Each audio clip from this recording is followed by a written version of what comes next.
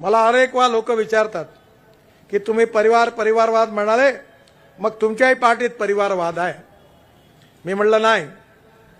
देवेंद्र फडणवीसांना आमदार बनवा किंवा नगरसेवक बनवा हे त्यांच्या आईवडिलांची मागणी नव्हती. देवेंद्रजींना नगरसेवक करणं ह्याचा निर्णय पार्टीने घेतला आणि मग मी त्यांच्याकडे जाऊन वडिलांची परवानगी मागितली आणि मग त्यांनी इच्छा नसतानाही आम्ही त्यांना राजकारणात येण्याकरता आग्रह केला. याला परिवारवाद म्हणत नाही. पण ज्या मुलाबाळांकरता आपले आई वडील आग्रह करतात त्यांना कधी तिकीट देऊ नये असा माझा नेहमी आग्रह राहिला आहे. पण त्यांच्या मुलांना जनतेने आग्रह केला आणि कार्यकर्त्यांनी आग्रह केला तर जरूर तिकीट दिलं पाहिजे.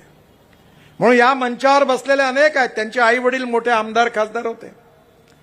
कारण भारतीय जनता पार्टी ही पिता पुत्रांची आई वडिलांची कोणाची प्रायव्हेट पब्लिक लिमिटेड पार्टी नाही.